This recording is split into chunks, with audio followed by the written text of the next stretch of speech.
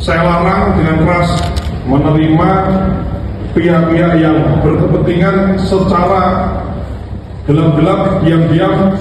Terima kasih kepada media yang selama beberapa hari ini kemudian secara objektif menyiarkan apa yang menjadi concern kita di Badan Gizi, apa yang kita lakukan di hari pertama, kedua, ketiga, dan seterusnya.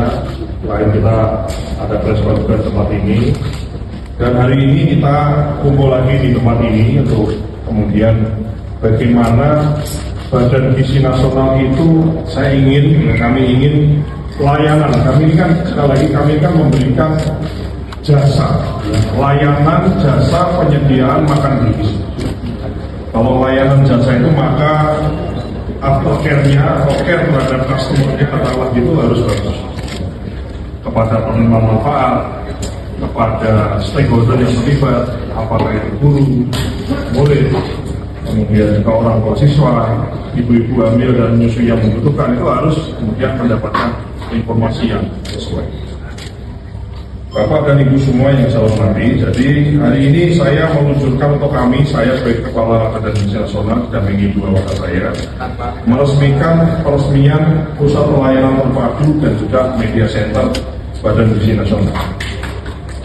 Dapat kemana dulu?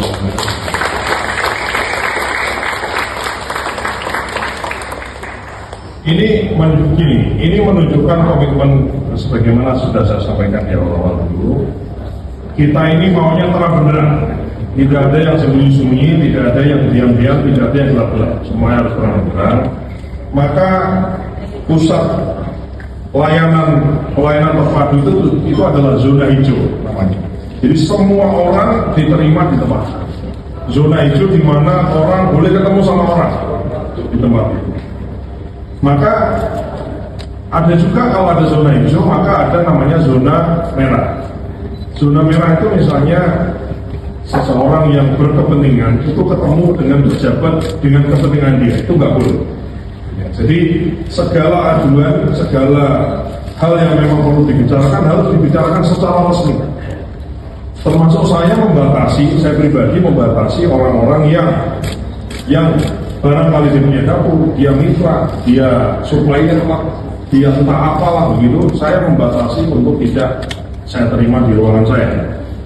Sekali lagi, belum tentu kalau saya terima itu kemudian saya bicara hal-hal yang tidak etis, tapi kalau saya terima itu membuat orang menduga-duga, jadilah yang namanya fitnah.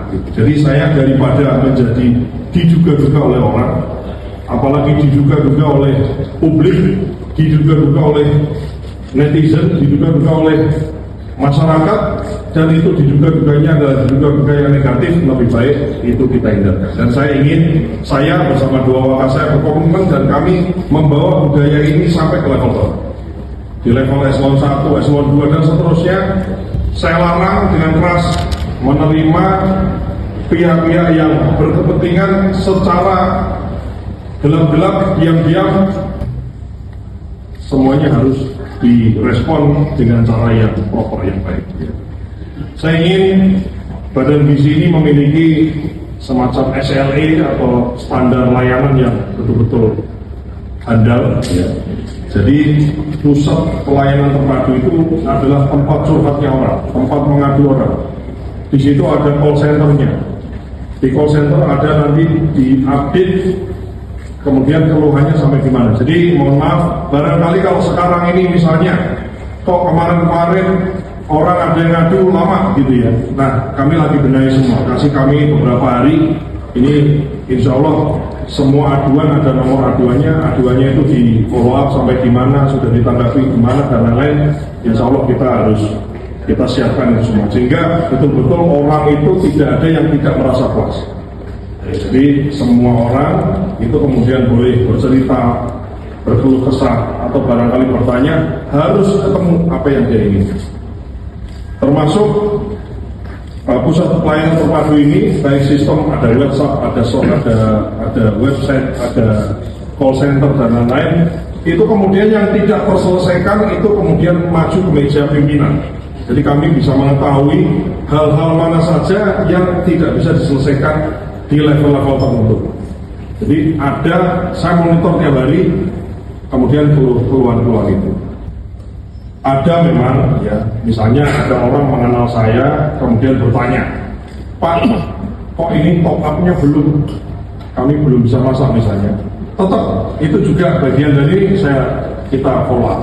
Ada masalahnya dan terus, tapi tidak kemudian saya berikan salurannya dengan saluran yang benar. Jadi maksud saya, kepada siapapun yang mengenal kami boleh gitu, WA kami boleh, tapi kalau bisa tuh jangan WA langsung lah gitu, menghindari fitnah-fitnah ini ya.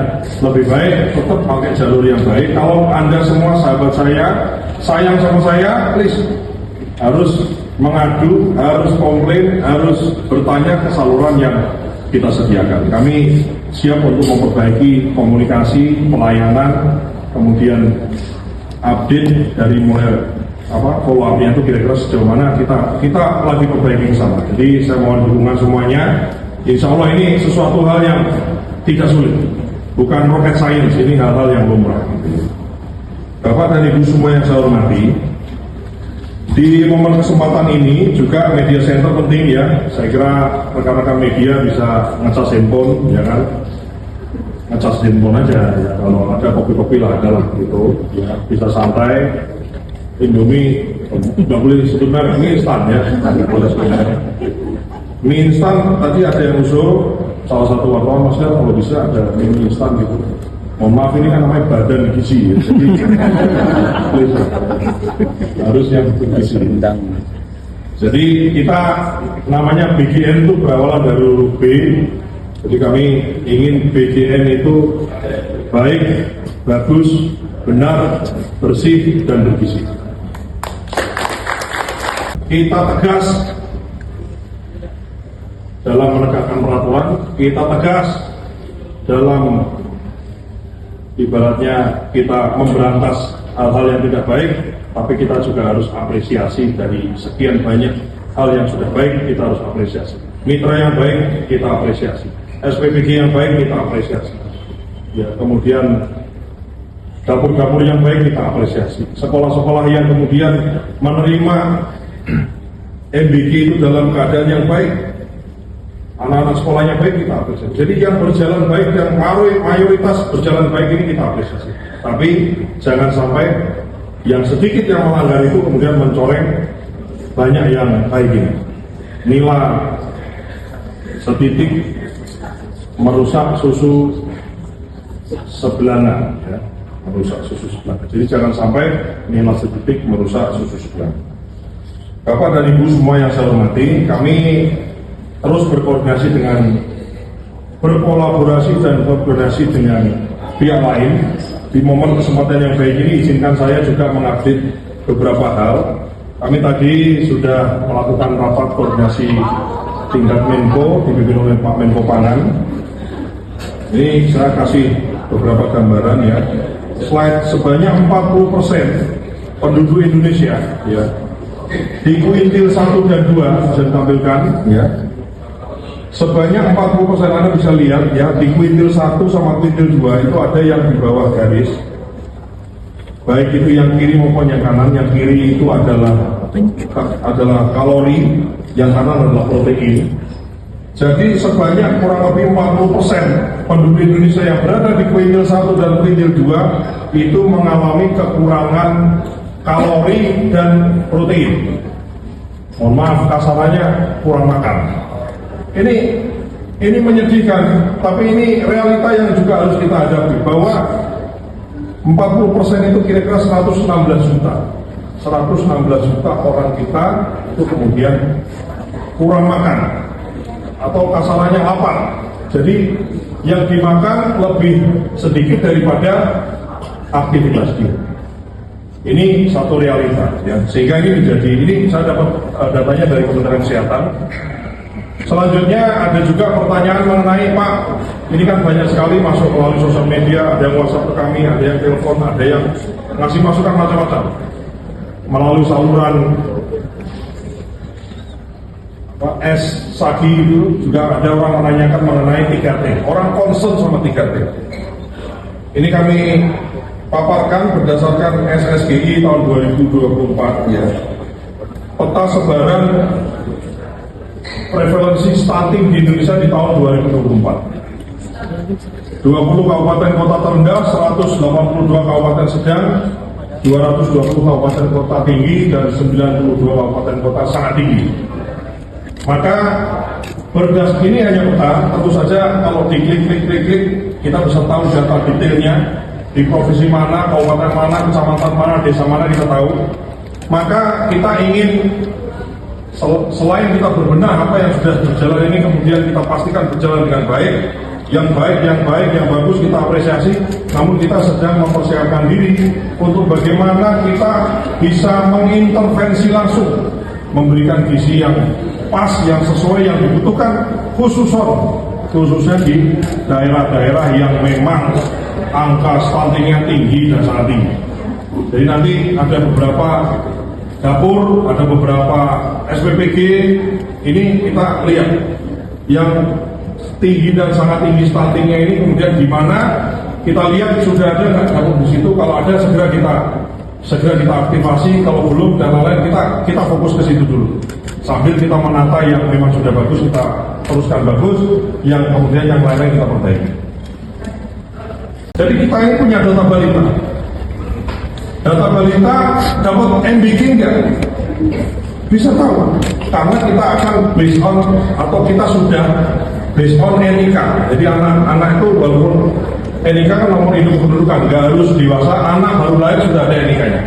Jadi balita, anak sekolah itu nanti ada NIK-nya. Ini contohnya. Kemudian dapat MBG enggak? Stunting enggak dia? Datanya dari Kemenkes, kemudian kita cross data antar lembaga sehingga kita bisa tahu anak sekolah SD, SMP, SMA, balita, ibu hamil ini ada di mana, kondisi kesehatannya seperti apa, dapat MBG apa tidak. Setelah dapat MBG lebih baik apa tidak? Ngeceknya bagaimana, Pak Badan?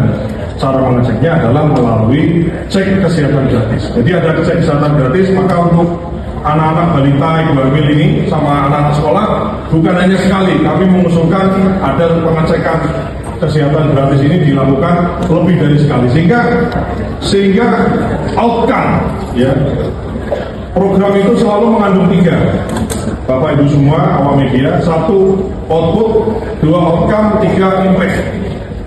Kalau outputnya makanan, bagus nggak outputnya?